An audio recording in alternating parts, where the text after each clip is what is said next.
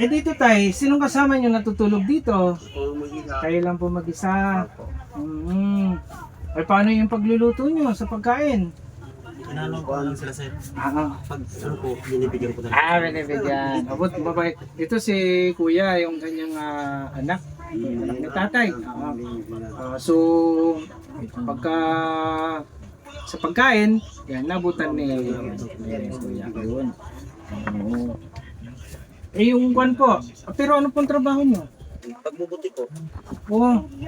So, nangangalakal to si kuya din. Dito lang din po kayo natulog. Kahit saan po yun sa barangay. Minsan sa ano rin. Sa San Carlos din, nakapunta rin ako. Kasi mga kabundukan din sa mga tari. So yun mga boss, nandito tayo nga. Ulit kay tatay. Natagpuan din natin si tatay dahil paikot-ikot kami dyan. Hinahanap namin kung saan. Buti meron kaming napagtanungan isang CVO na napaka-bait at sinamahan kami dito sa bahay nila. Yan, si tatay. Ano pangalan ni tatay ulit? Tay? Birting po. Berteng. Kailan pa birthday niyo tay? Sa March 23. March 23 daw tay. Oo. Yung sa senior nyo tay, nakakatanggap din kayo. Opo na. Nabuti naman, at least, di ba, Omar? Oo. Kung pinaghihigaan nyo tay, ano bang tawag dito? May tawag dito, yung pabox-box na ganyan. Yung ginagawang, Cubic. Cubic. Oo, cubic. gilid lang, mga boss. Ito, silip nyo po Omar, yung kanyang kunot, gilid lang ng DK. Oo, dito sa ilog. Paano po yan pagka halimbawa tumaas ang tubig tayo? Ano po yun lang. Hanggang saan maabot yan? Hindi pa dito eh. So hindi kaya na mga abutin dito tayo. Hindi kaya na abutin. If ever naman tayo, kung hindi naman natin sa hiningi, kung umangat pa ng umangat, saan kayo lilikas niyan? Yun lang. Wala. Di ba tayo? Malalim na sir. Pag Oo. ganun. Oo. Kaya kung maaari, mag-iingat po kayo dito tayo. Kung alanganin na po dyan, pwede na po kayo lumikas kasi kung na rin yan eh. Parang malalim na part dito. Pag binuhos yan dyan, naaapaw pag ganito na. Oo, wala kayong tatakbuhan. Pero sa 50 pesos na yun tay, sa pagsisibak nyo po, ano po yung mabibili niya? Basta makakon yung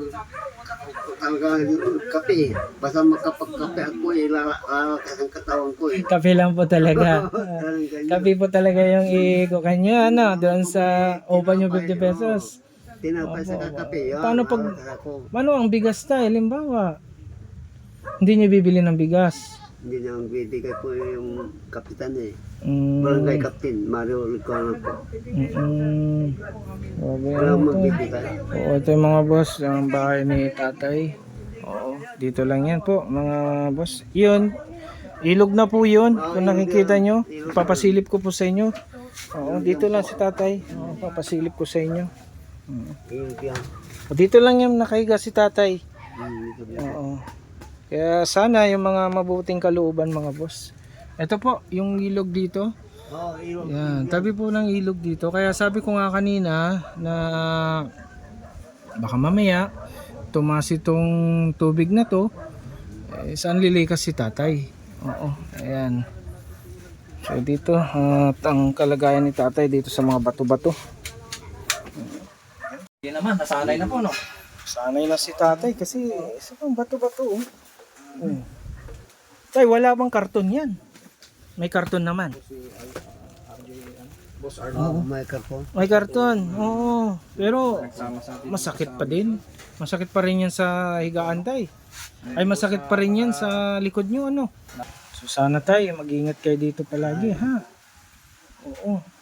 Huwag po kayo mag-alala tay. Makakaabot po to sa mga mabubuting kalooban. Opo. Ito na lang po tay. Baka meron po kayong masasabi sa mga gustong tumulong po sa inyo tay, baka meron po kayong ipaabot sa kanila. Ano pong masasabi natin sa kanila tay, sa kalagayan natin ngayon, na nandito kayo ngayon sa kalagayan nyo tay, baka meron po kayong sabihin sa kanila, yung mga tutulong po. Maraming salamat po. May tutulong sila po. Ganyan ang anak buhay. Buhay. Talagang mahirap ang buhay po talaga. Tay, asan ba si mother? Yung asawa niyo po? May asawa na po. Asawa niyo po siya. Matagal na po, tay. Matagal na. Iniwanan po kayo. Hindi. Napunta. Tatanong po ang sisinan ng asawa. Ay, ilang taon na po tayo? Matagal na po. Ilang taon na kuya? Matagal na po kasi ilang Bata taon. pa po kayo lang. Hindi ko na maano yung Ah, mga bata pa sila tay. Mga Pangilan siguro- po ba si kuya? Pangatlo yan. Ah, pangatlo. Kaya pala. Pero meron po ba kayong balita sa kanya? Kay nanay? Ay, may asawa na daw. May asawa na daw. Pero okay na po sa inyo yun. Natanggap nyo na po. Siyempre, sa tagal na naman ng panahon na to tayo, no? Yung mga ibang lalaki yun. Hindi na kayo nag-asawa, tay? Hindi. Bakit? Ha? Ang buhay. Oh, di ba? Oh, di ba may mga ganun tayo. Pag kung mag-asawa din. Mahal yung bigas. Ah, yun lang. Walang bigas. Ah, di ba? Napangitin natin si tatay kahit pa paano dahil kahit na napakahirap ang buhay nila at kalagayan dito mga boss. Papangitin natin si tatay, di ba? Eh, sabi ko nga, makipagkwentuhan lang tayo kay tatay at kamustahin natin yung kanilang kalagayan dito. Ano po bang masasabi nyo tay sa naglapit sa amin na para mapunta namin kayo tay? Tama po. Nakita daw po kayo doon, naglalakad. Tapos, tinawag daw po kayo para binigyan kayo ng tubig. Pero, ang gusto nyo kape. Mahilig kayo sa kape, tay? Oo, kape talaga. Yun siguro yung pampalakas nyo, tay. Oo, lakas ako Yun. kape. Pampalakas si tatay, kape. Yung kape, oo nga. Diba? Oo. Napagkwentuhan natin dito. So yan mga boss, humihingi po ako ng lambing sa mga makakapanood ng video natin. Pwede po bang pakishare? And then, pwede po bang sa mga mabubuting kalooban dyan, matulungan natin si tatay sa kanyang kaligayan. Nandito lang po yan sila sa barangay Salavante, mga taram. Yan. So yung mga magpapaabot pa po ng tulong, pwede nyo po kaming kontakin, Boss RGTV here at then si Abu Omar Vlog po. Abu Omar Vlog po. Yan. Kasama po natin at suportahan nyo po kami sa aming mga misyon sa araw-araw para mapuntahan yung mga dapat na mapuntahan at nangangailangan ng mga ganito kay tatay. So, yun lang po mga boss. Maraming salamat po. At sa payakap na rin po si Boss Abu Omar Vlog. Abu Omar Vlog, baka meron po kayong masasabi sa ating pagmimisyon ngayon. Yun na, una sa lahat, nagpapasalamat ako sa dakilang lumikha, no? At pangalawa, kay Boss RJTV, na tayo ay naisama niya sa kanyang mission, no? Unang pagkakataon na tayo nakasama sa kanyang mission. At dinatnan nga po natin dito si tatay, no, na nakita nyo naman ang kanyang tirahan at ang kanyang pamumuhay, no. Talagang si tatay ay sa 80 years old po ay naglalakad pa po ng napakalayo, no, napakalayo po na kanyang nilalakad. At yun nga po, gaya po sinabi ni Boss RGTV na sa mga may mabubuting kalooban po na puso, no, ay kung maaari po na matulungan din po natin si tatay sa kanyang kalagayan. At hindi lamang po si tatay, sa mga higit pa po na mga nangangailangan. Yun po.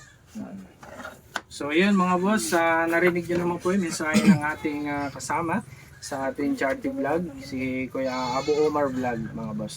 So ito po, inihiling ko rin po, saabot po kay Daddy Frankie, na sana po makarating po sila dito, and then kay Bakas ni Tax at saka Kuya GB Vlog. Yun lang po, maraming salamat po, mabuhay po kayong lahat. Ayun tay, meron po kaming ibibigay sa inyo na 10 kilos na bigas po.